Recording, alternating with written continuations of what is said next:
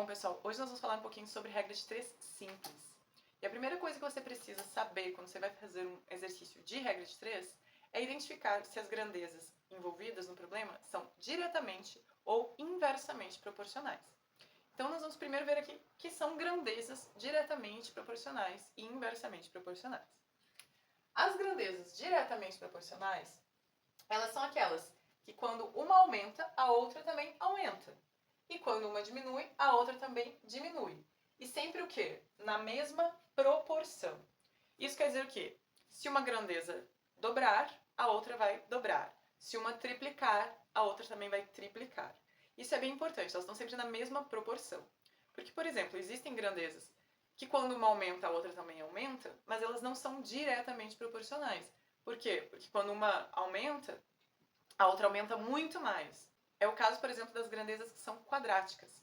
Por exemplo, uma vai dobrar e a outra vai quadruplicar, porque vai ser 2 ao quadrado, tá? Então, quando nós temos esse tipo de grandeza, ela não é diretamente proporcional. E aí a regra de 3, ela não vai ser uma boa forma de nós resolvermos esse exercício, tá? Então, um exercício para ser resolvido por regra de 3, as grandezas têm que ser diretamente proporcionais. Ou seja, se uma dobrar, a outra tem que dobrar também. Se uma triplicar, a outra tem que triplicar também. Da mesma forma, se uma diminuir, a outra também vai diminuir na mesma proporção. Então, se uma cai pela metade, a outra também cai pela metade. Se uma cai a 1/3, a outra cai a 1/3 também, e assim por diante. Então, essas são as grandezas diretamente proporcionais. Aí, alguns exemplos aqui de grandezas diretamente proporcionais. Produtos vendidos e lucro. Por quê? Quanto mais produtos uma pessoa vender, maior vai ser o seu lucro. Então, são grandezas diretamente proporcionais. Então, quando uma vai aumentar, a outra também vai aumentar na mesma proporção. Outro exemplo é a velocidade e a distância percorrida em um mesmo tempo. Por exemplo, eu vou viajar com velocidade de 60 km por hora. Se eu estiver viajando com 60 km por hora, após 1 hora eu vou ter andado 60 km.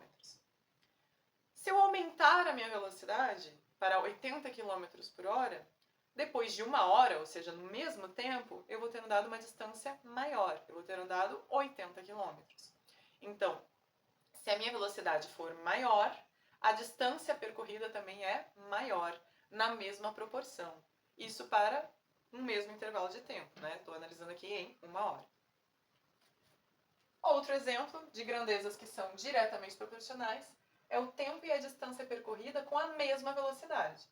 Então, agora imagina que eu estou viajando a 60 km por hora. Em 1 hora, eu vou ter andado 60 km. Em 2 horas, ou seja, com um tempo maior, eu vou ter andado 60 vezes 2. Eu vou ter andado 120 km.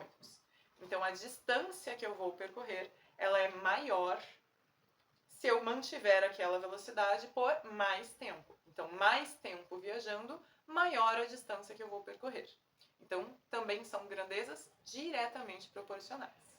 Agora vamos ver a situação em que eu tenho as grandezas inversamente proporcionais. Grandezas inversamente proporcionais são aquelas que quando uma aumenta, a outra diminui na mesma proporção.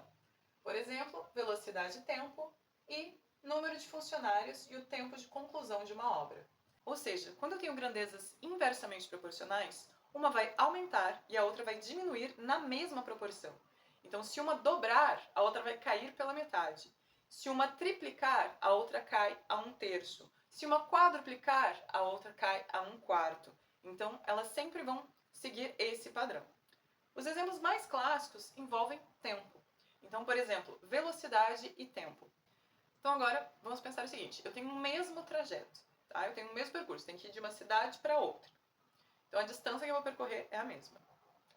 Se eu viajar com uma velocidade, eu vou chegar num determinado tempo, certo? Então, por exemplo, digamos que eu esteja viajando com uma velocidade de 60 km por hora.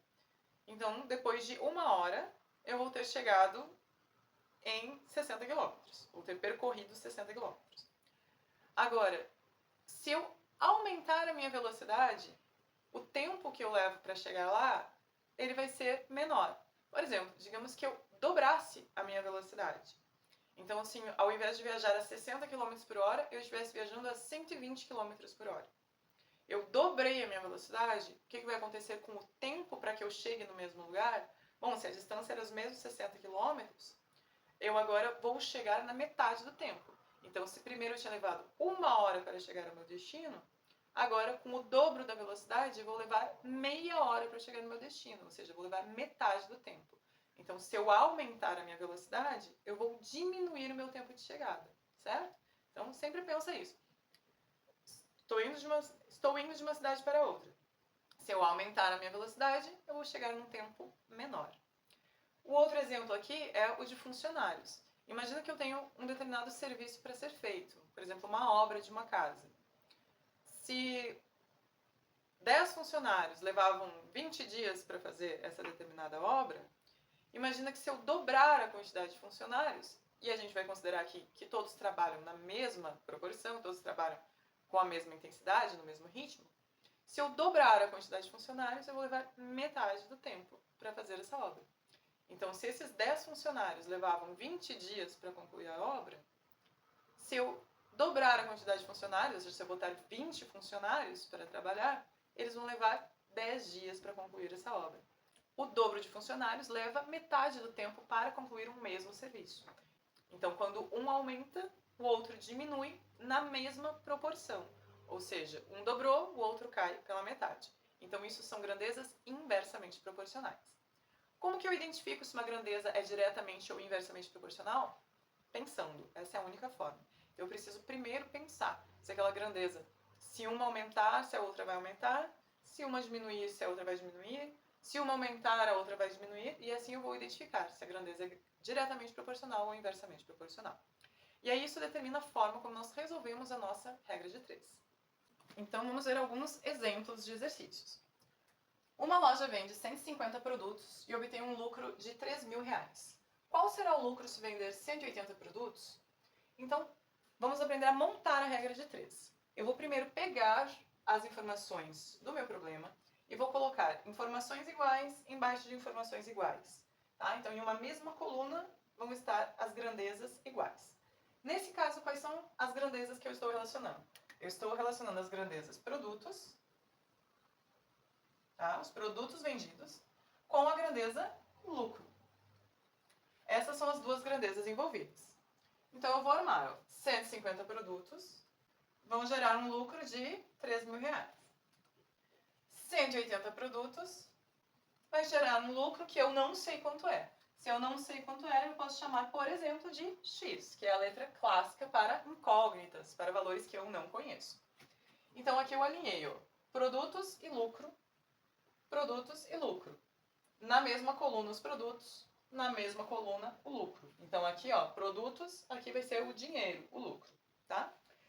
Agora que eu armei o meu problema, tirei as informações do meu problema, eu vou identificar se essas grandezas são diretamente ou inversamente proporcionais. Para isso não tem outra solução, eu vou pensar. Bom, se eu vender mais produtos, eu vou ter um lucro maior. Logo, se uma coisa aumenta e a outra também aumenta na mesma proporção, isso quer dizer que elas são diretamente proporcionais. Quando as grandezas forem diretamente proporcionais, nós vamos simplesmente multiplicar cruzado. Então, grandezas diretamente proporcionais, uma aumenta, a outra aumenta, ou uma diminui, a outra diminui, nós multiplicamos cruzado, ok? Então, eu vou multiplicar cruzado. Vou multiplicar esse por esse e esse por esse aqui, tá? Vou multiplicar o de cima da esquerda com o de baixo da direita. E o de cima da direita com o de baixo da esquerda. Então, com isso, eu vou ficar com a seguinte equação. 150x vai ser igual a 180 vezes 3.000. Tá? Então, aqui eu não preciso carregar esses zeros dos centavos. Por quê? Porque esse é um valor inteiro. Então, isso é R$3.000. Ok? Aí, agora, a forma de resolver isso é a forma como nós resolvemos qualquer outra equação. Tá? Esse número que está multiplicando, ele vai passar dividindo. Tá? E aí, assim, gente, nesse caso aqui, você pode primeiro multiplicar e depois dividir, mas eu vou passar esse daqui para lá dividindo para mostrar uma outra possibilidade para vocês. Então aqui, ó, eu passei o 150 que estava multiplicando para lá dividindo. E aí o que eu quero que vocês observem? Que eu posso resolver isso multiplicando 180 por 3.000. Como que eu faria isso? Eu faria 18 vezes 3, certo? 18 vezes 3. 3 vezes 8, 24, vai 2. 3 vezes 1, 3, com mais 2, 5. E acrescentaria o número de zeros. Ó, eu tenho 1 aqui e mais 3 aqui. Então isso ficaria com 4 zeros. Tá? Então isso ficaria este número aqui, ó, 540 mil. E aí eu dividiria isso por 150. Bom, quando eu fosse dividir isso por 150, eu já poderia cortar, ó, esse zero com esse zero, tá? E aí eu ficaria com aquele número ali, ó. 54 mil dividido por 15. 54 dividido por 15, caberiam 3 vezes. 3 vezes 15 vai dar 45. E aí aqui, né, vou pedir emprestado para o do lado. Esse aqui vai ficar com 14. 14 por 5 vai dar 9. 4 menos 4 é 0. Eu vou baixar um 0. 90 dividido por 15 vai dar 6. 6 vezes 15 dá exatamente 90. E aí eu tenho mais 2 zeros para baixar. Esses 2 zeros vão vir para cá. Então, eu chego à conclusão que o meu lucro nesse caso seria de R$ 3.600. Esse é um dos jeitos de resolver essa multiplicação. Mas o que eu quero mostrar para vocês é que, às vezes, por que compensa eu passar esse dividindo primeiro? Porque, bom, não existe aqui uma regra de prioridade entre essa multiplicação e essa divisão quando a divisão está por todos os termos. Então, eu posso tanto multiplicar 180 vezes 3.000 e depois dividir por 150, ou eu posso primeiro fazer essa divisão aqui, ó, que seria muito mais simples do que essa divisão que nós fizemos. Então, quanto é que vai dar 3.000 dividido por 150? Essa nós conseguimos fazer até de cabeça, ó. 300 dividido por 150 dá 2. Com mais um zero, isso vai dar 20. E aí, eu faria 20 vezes 180. E bom, 20 vezes 180, 2 vezes 18 dá 36. Com os zeros, né? O zero do 180 e o zero que teria sobrado do 20, eu chegaria no mesmo 3.600. Ao invés de fazer essa multiplicação e depois essa divisão, eu faria primeiro essa divisão. E aí eu ficaria com 180 vezes 20. E aí 180 vezes 20, eu chegaria nos mesmos R$ 3.600. Ok? Então são duas formas de resolver essa mesma conta, tá? Então, tanto faz eu multiplicar aqui e depois dividir, ou eu dividir e depois multiplicar. Professor, eu posso fazer isso sempre? Sempre que for isso aqui, sempre que for com essa cara. Primeiro aqui é sempre multiplicação. Já teve aluno que me perguntou, se for soma, pode? Não, tá? Se for soma, eu tenho que dividir cada termo pelo de baixo. Mas se for multiplicação, eu posso, tá? Multiplicar primeiro e dividir depois. Ou eu posso dividir primeiro e depois multiplicar. Lembrando que essa divisão é dos dois termos pelo 150. Então, eu posso dividir esse por esse e o resultado que der, multiplicar pelo 180. Agora, um exemplo de regra de 3 simples, inversamente proporcional. Então, um carro faz um percurso em 3 horas com velocidade de 40 km por hora. Qual deve ser sua velocidade para fazer o mesmo percurso em 2 horas? Então, primeiro eu vou armar aqui o meu cálculo com as informações que eu retirei do texto. Então, eu sei que 3 horas ele viajou com velocidade de 40 km por hora. E eu quero saber qual vai ser a sua velocidade para fazer o mesmo percurso em 2 horas. Então, 2 horas vai ser x. Aqui é meu tempo, né? E aqui é a minha velocidade. Então, eu estou relacionando tempo e velocidade. O que acontece? Se eu quero diminuir o meu tempo de viagem, o que precisa acontecer com a minha velocidade? Bom, se eu quero chegar mais rápido, eu preciso aumentar a minha velocidade. Então, para diminuir meu tempo, eu preciso aumentar a minha velocidade.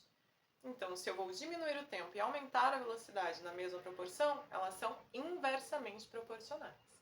E aí, como é que eu resolvo quando é inversamente proporcional? Não existe um único jeito. Eu acho mais fácil a gente simplesmente multiplicar reto. Então, quando é diretamente proporcional, eu multiplico cruzado. Quando é inversamente proporcional, ou seja, uma diminui e a outra aumenta, eu multiplico reto. Ou seja, eu vou multiplicar esta informação por essa e essa informação por essa, tá? Com isso eu vou ficar aqui com... Vou fazer nessa ordem, para vocês verem que a ordem não importa, tá? Então, 3 vezes 40 vai ser igual a 2 vezes o x. E aí o 2 que está multiplicando vai passar dividindo. E eu vou ficar, então, com 3 vezes 40 dividido por 2 é igual a x. Tá, gente? Vou fazer dessa ordem para vocês verem que não importa essa ordem aqui, tá? Minha equação vai dar o mesmo resultado. Tanto faz aqui, né? 3 vezes 40 dá 120. 120 dividido por 2, isso vai dar 60 km por hora. Eu também poderia ter feito o quê? Dividido 40 por 2, que daria 20, e fazer 20 vezes 3, que também daria o mesmo 60. Então, lembrando essa mesma propriedade, né? Então, eu posso multiplicar e dividir, ou posso dividir esse por esse e multiplicar pelo que ficou de fora. E aí, então, o meu resultado é 60 km por hora. Então, se eu quero diminuir o meu tempo de viagem de 3 horas para 2 horas, eu preciso aumentar a minha velocidade de 40 para 60 km por hora. Bom, pessoal, eu espero que vocês tenham entendido. Era isso que a gente tinha para falar hoje sobre regra de 3 simples. Mas voltaremos com a regra de 3 composta, tá bom? Beijos, até a próxima!